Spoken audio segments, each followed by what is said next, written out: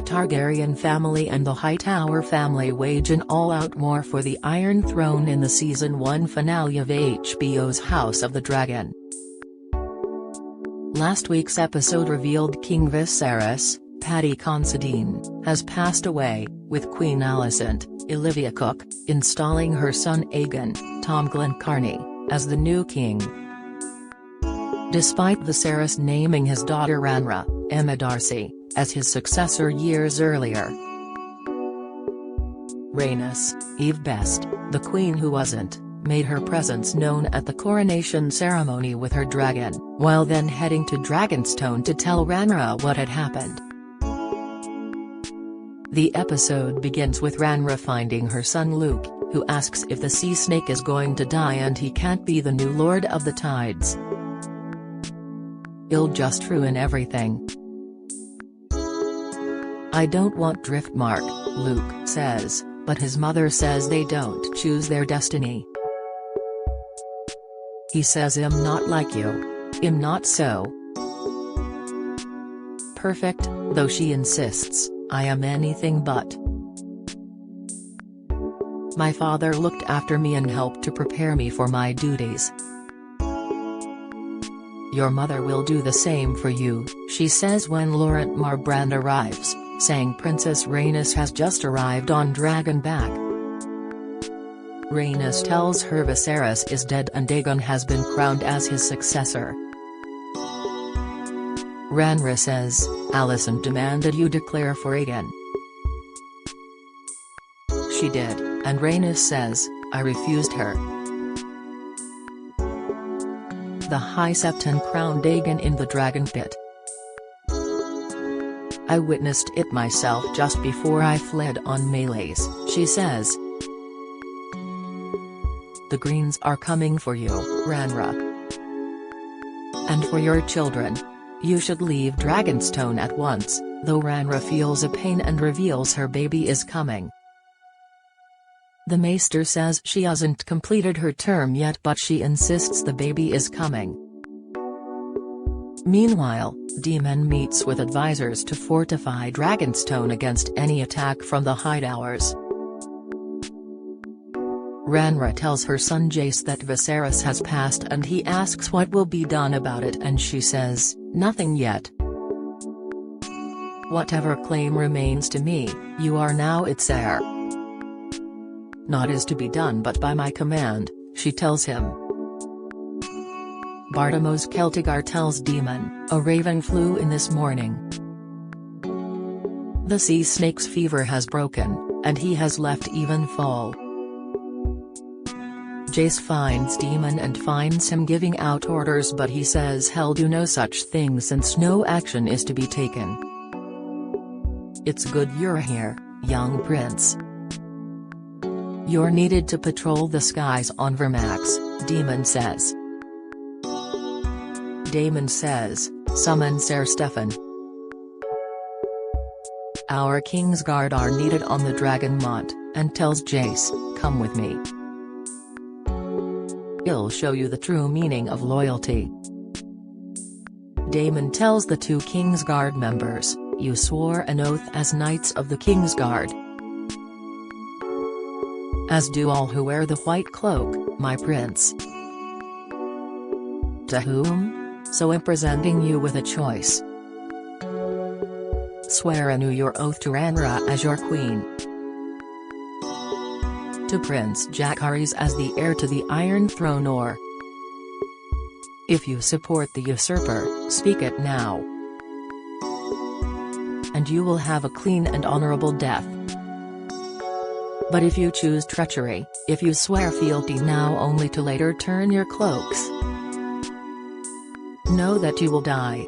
He asks if they will swear fealty to Rhaenyra or not as his dragon looms overhead while Rhaenyra goes into labor. Though the child is stillborn. At the funeral, Jason Lannister arrives and pulls out a crown, stating, "I swear towards the Queen, with all my strength. I'd give my blood for hers. I shall take no wife, hold no lands, father no children."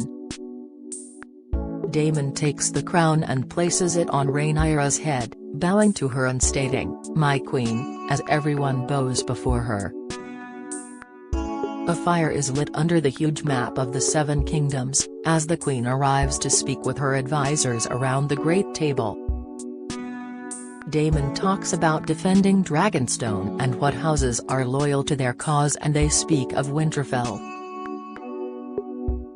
Rhaenyra turns to Rhaenys, who says her husband Corlys is sailing for Dragonstone, though it's unclear if he will swear to the queen. They speak of the dragons, but Rhaenyra says none of their dragons have been to war before. The queen is told that 3 ships have arrived as they prepare for the worst, as Daemon grabs his sword before taking off. Daemon meets Otto on the bridge, both flanked by several knights, as Otto says he is there on behalf of Dowager Queen Alicent, mother of King Aegon, second of his name, Lord and Protector of the Seven Kingdoms. I've been directed to deliver her message only to Princess Rhaenyra. He asks where she is as she arrives on her dragon, as she says she's not a princess but the queen now. King Aegon Targaryen, second of his name, in his wisdom and desire for peace, is offering terms, Otto says. Acknowledge Aegon as king and swear obeisance before the Iron Throne. In exchange, His Grace will confirm your possession of Dragonstone. It will pass to your trueborn son, Jacaerys, upon your death. Lucerys will be confirmed as the legitimate heir to Driftmark and all the lands and holdings of House Valyrian. Your sons by Prince Daemon will also be given places of high honor at court, Aegon the Younger as the king's squire, Viserys as his cupbearer. Finally, the king, in his good grace, will pardon any knight or lord who conspired against his ascent, Otto says. I would rather feed my sons to the dragons than have them carry shields and cups for your drunken, usurper cunt of a king, Daemon says. Aegon Targaryen sits the Iron Throne. He wears the Conqueror's crown, wields the Conqueror's sword, has the Conqueror's name. He was anointed by a septon of the faith before the eyes of thousands. Every symbol of legitimacy belongs to him. And then there is Stark, Tully, Baratheon. Houses that have also received, and are at present, considering generous terms from their king, Otto says. Stark, Tully, and Baratheon all swore to me when King Viserys named me his heir, she says. The succession changed the day your father sired a son. I only regret that you and he were the last to see the truth of it. You are no more hand than Aegon is king. Fucking traitor. He hands her a drawing, adding, Queen Alicent has not forgotten the love you once had for each other. No blood need be spilled, so the realm can carry on in peace. She can have her answer now, stuffed in her father's mouth along with his withered cock. Let's end this mummer's farce. Sir Eric, bring me Lord Hightower so I may take the pleasure myself, Daemon says, raising his sword. Rhaenyra's dragon roars and she says, no. King's Landing will have my answer on the morrow. Daemon tells Rhaenyra later, it's no easy thing for a man to be a dragon slayer. But dragons can kill dragons. And have. The simple truth is this, we have more dragons than Aegon. Viserys spoke often of the Valyrian histories. I know them well. Everything burned. I do not wish to rule over a kingdom of ash and bone, she says, and someone asks, are you considering the Hightower's terms, your grace? As queen, what is my true duty to the realm, Lord Bartimos? Ensuring peace and unity? Or that I sit the Iron Throne, no matter the cost? She says. Daemon says, that's your father talking, but she says, my father's dead. And he chose me as his successor. To defend the realm, not cast it headlong into war. Well, the enemy have declared war. What are you gonna do about it? He says, and she tells everyone to clear the room. She asks Daemon, does the promise of war excite you? And he says, you cannot bend the knee to the Hightowers. They stole your birthright. He tells her it's her duty as queen to crush rebellions, and she says, a song of ice and fire. The coming war against the darkness in the north, the conqueror's dream.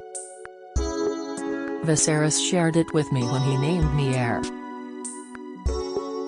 She is surprised when Daemon starts choking her, adding, my brother was a slave to his omens and portents. Anything to make his feckless reign appear to have purpose. Dreams didn't make us kings. Dragons did, he says while releasing her. He never told you, did he? She asks. The episode cuts to Corlys, Steve Toussaint, finally back by Rhaenys' side, as she tells him he abandoned her. Both our children stolen from us. I needed you. Baela and Rhaena needed you, and you abandoned us for more adventure at sea. As has always been your way, she says. You were right, Rhaenys. I reached too far. And for nothing. Our pursuit of the Iron Throne is at an end. We shall declare for no one. We will retire to high tide to be content with our grandchildren, he says. Jace, Luke, and Joffrey claimants to the throne. Those boys will not be safe so long as Aegon is king, she says. Corlys says Rhaenyra destroys everything she touches, but Rhaenys defends her. That girl is holding the realm together at present. Every man standing round the painted table urges her to plunge the realm into war. Rhaenyra is the only one who's demonstrated restraint. Corlys arrives to see Rhaenyra, as she tells him, Lord Corlys. It brings much relief to see you hale and healthy again. I'm very sorry about your father, Princess. He was a good man, he says as he mentions she has too few allies to win a war. Your father's realm was one of justice and honor. Our houses are bound by common blood and common cause. This Hightower treason cannot stand. You have the full support of our fleet and house. Your Grace, he says. You honor me, Lord Corlys. Princess Rhaenys. But, as I said to my bannermen, I made a promise to my father to hold the realm strong and united. If war's first stroke is to fall, it will not be by my hand, she says. You do not mean to act? Taking caution does not mean standing fast, he says, but she adds, I wish to know who my allies are before I send them to war. The consequence of my near demise in the Stepstones is that we now control them. I took care to fully garrison the territory this time. A total blockade of the shipping lanes will be in place in days, if not already. The Triarchy have been routed. The narrow sea is ours. If we further seal the gullet, we can cut off all seaborne travel and trade to King's Landing.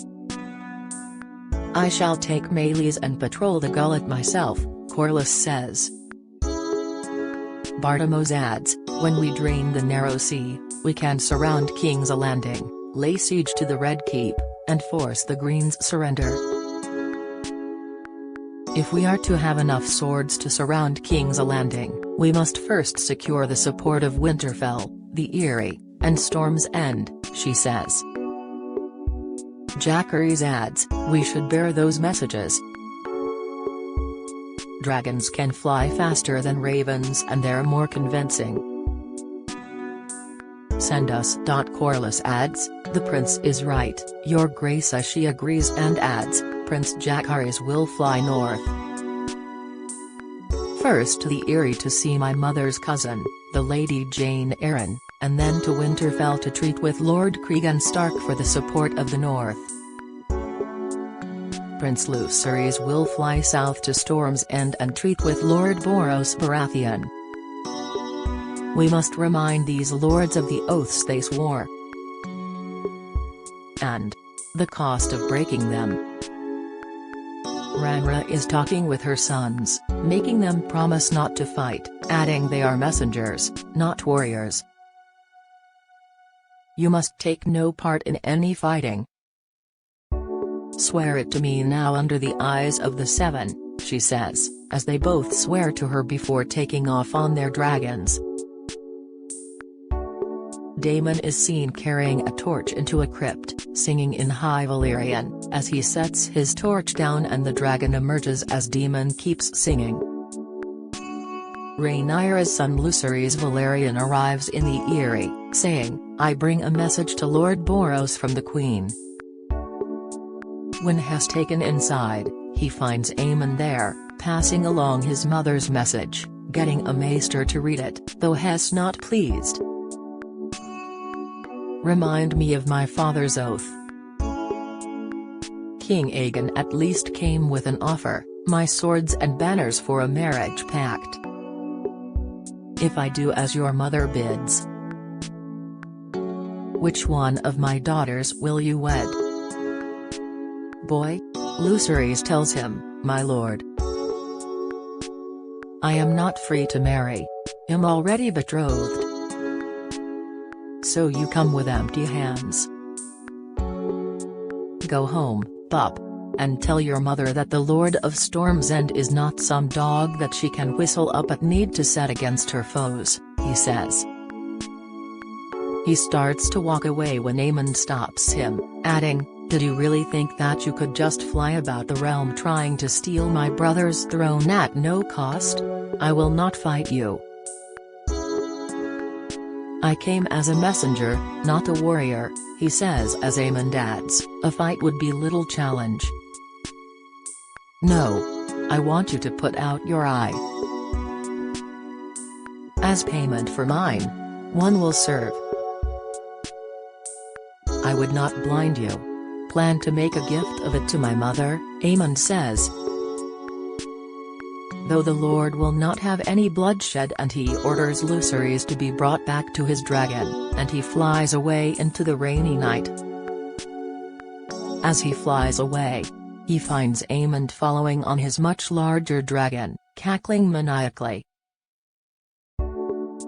Lucerys takes his dragon through a much more narrow corridor that Aemon can't take his larger dragon through and he manages to escape. You owe a debt. Boy, Aemon screams as Lucerys' dragon comes back and breathes a stream of fire, seemingly against Lucerys' wishes as he screams for his dragonerax to obey me.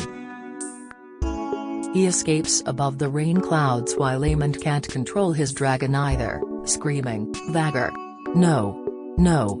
While Lucerys thinks he has escaped, Aemon swoops in on his massive dragon. Vhagar swoops in and chomps down on Arax and Lucerys. Even over Aemon screaming, Vhagar! No! Vhagar is seen decapitating the dragon as both the lifeless Arax and Lucerys fall to the earth below. as Aemon simply watches in horror. The episode cuts back to Dragonstone, where a solemn demon walks up to Rhaenyra, and while we can't hear what he says, he seemingly tells her that her son Lucerys and his Dragonerax are both dead. She stands over the fire, shaking her head, trying to process her newfound grief. When she turns to the camera with a look of anger and sadness.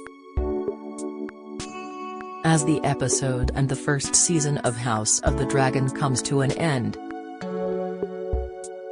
House of the Dragon was already renewed for a second season on HBO, though no production details were released quite yet. The series was created by Ryan Kendall and Game of Thrones author George R. Martin, with Kendall and Miguel Sapochnik serving as showrunners. The show is based on the book of the same name by Martin, which chronicled House Targaryen's 300-year reign over Westeros.